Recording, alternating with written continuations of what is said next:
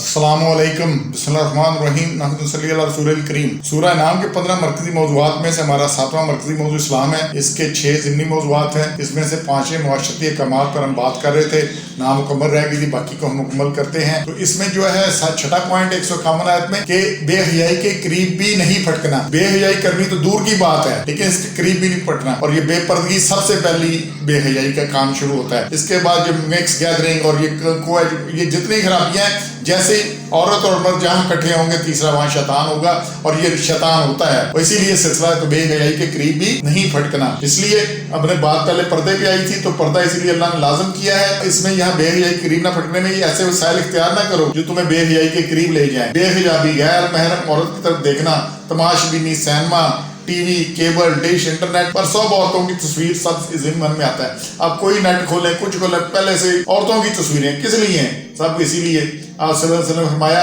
آنکھوں کو زنا غیر عورتوں کو دیکھنا ہے، کانوں کا زنا فحاشی کی باتیں گانے سننا ہے، زبان کا زنا فحاشی کی باتیں کرنا ہے، ہاتھ کا زنا پکڑنا ہے، پاؤں کا زنا چلنا ہے، دل کا زنا اس خواہش اور تمنا رکھنا ہے۔ پھر شرمگاہ انصاف کی یا تو تصدیق کرتی ہے یا تکذیب کرتی ہے۔ حضور صلی اللہ علیہ وسلم نے فرمایا ہے کہ اللہ سے بڑھ کر کوئی غیرت والا نہیں، اس لیے اس نے بے حیائی کے تمام کاموں کو حرام کر دیا ہے۔ اس سے جی اگلا پوائنٹ جو آ رہا ہے جی 7واں کہ یتیم کے مال کی مکمل حفاظت کرو، اور جوان ہونے پر اس کے حوالے کر دو 152 آیت میں۔ تو مال یتیم اگر آپ کی تحویل میں ہو وہ تو اس طریقے سے خرچ کرو جس میں یتیم کا بھلا ہو اور بہتری ہو، اس سے اپنا کوئی ذاتی مفاد حاصل کرنے کے لیے کوشش نہ کرو۔ اگر ولی تنگ دست ہو تو صرف معروف حق کے محنت لے سکتا ہے۔ آپ صلی اللہ علیہ وسلم نے اس گناہ کو 7 بڑے ہلاک کرنے والے گناہوں میں شامل کیا ہے۔ اگر تنگ دست ہے تو لے سکتا ہے، لیکن بہتر ہے نہ لے۔ یتیم کا مال اس کا مال ہے، اس میں سے کھانا یتیم کے مال کا نا یہ گناہ کبیرہ ہے، تو یہ اس سے بچنا ہے۔ اس سے اگلا جو 8واں پوائنٹ آ رہا ہے جی ماپ تول لینا دینا انصاف کے ساتھ کرو۔ 152 آیت میں یہ خرابیوں کی جڑ ہے، اس وقت ساری لینے کے وٹے ہو رہے ہیں، دینے کے ہو رہے ہیں، بندہ لیتا کسی طرح ہے، دیتا کسی طرح کے ہے، تو یہ ہر چیز میں فرق ہے، اور یہ اس میں فرق نہیں ہونا چاہیے،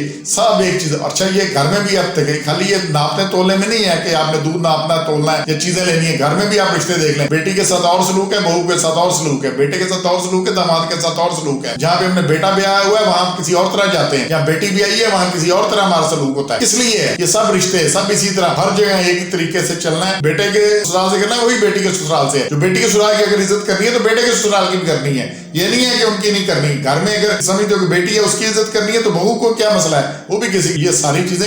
اور ویسے بھی ہم نے بہو کی نہیں کریں گے تو ہماری بیٹی جہاں بہو بنے گی وہاں کیا ہوگا، یہی کچھ ہوگا۔ یہ سوسائٹی میں ساری خرابی ہو رہی ہے، تو ہم نے ماپ تول، یہ سب ماپ تول میں آنا، لینا دینا انصاف کے ساتھ کرو۔ ماپ تول میں کمی بیشی کا ذریعہ دوسروں کا مال کھانا اتنا بڑا جرم ہے کہ اس کی بنا پر اللہ تعالیٰ نے قوم شعیب کو تباہ و برباد کیا۔ قرآن میں سورہ المستضعفین میں 83 نمبر صورت ہے، ناپ تول میں کمی کرنے والوں کی خرابی اور بربادی کا ذکر تفصیلاً ہے، کیونکہ یہ کام صرف فریب کاری ہی سے ہو سکتا ہے، بندہ دھوکہ ہی دیتا ہے، اور یہ دھوکے کی قسم ہے کہ آپ جو فرق کریں۔ اللہ نے بتلایا کہ ایسا فریب صرف وہی لوگ کر سکتے ہیں جن روز آخرت اور اللہ کے ہاں باز پر اس کا خوف نہ ہو، ان کا انجام تباہی ہے۔ آگے کا پوائنٹ ہے جی 9 نمبر، ہر بات میں ایک دوسرے متعلق ہو، اپنا رشتہ ہو یا رشتہ دار کے معاملہ انصاف کے ساتھ کرو۔ سورہ نساء میں ہم پڑھ چکے ہیں کہ والدین کا معاملہ ہو، اپنا بھی ہو، رشتہ دار، بات انصاف کی کرنی ہے، بے انصافی نہیں کرنی۔ جہاں بے انصافی ہوتی ہے پھر خرابی سے خرابی ہے۔ اور اس میں بھی ہے کہ عام بات چیت میں بھی کسی کے متعلق ناانصافی کی بات کرنا جرم ہے، لیکن اگر یہ شہادت کی صورت میں ہو یہ جرم عظیم ہے۔ ایک دفعہ آپ صلی اللہ علیہ وسلم نے بڑے بڑے گناہوں کا ذکر فرمایا کہ بڑے بڑے گناہ یہ ہیں کہ اللہ کے ساتھ شریک کرنا، قتل ناحق اور والدین کو ستانا۔ پھر فرمایا میں تمہیں سب سے بڑا گناہ نہ بتاؤں، وہ ہے ناانصافی کی بات، اور یہ ہے جھوٹی شہادت۔ یہ بخاری کی حدیث ہے۔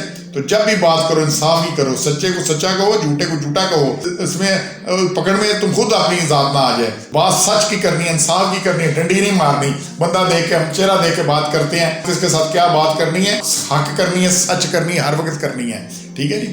اور پھر 10واں پوائنٹ ہے عہد پورے کرو، ہر عہد اللہ سے جو عہد وہ پورے کرنا ہے، لوگوں سے جو عہد پورے ہیں وہ کرنے ہیں، ہر چیز میں اپنا وعدہ پورا کرنا ہے۔ کیا کرنا ہے؟ وعدہ پورا کرنا ہے۔ جو وعدہ پورا نہیں کر سکتا وہ کچھ نہیں کر سکتا، اور اللہ ہر وعدہ پورا کرتا ہے۔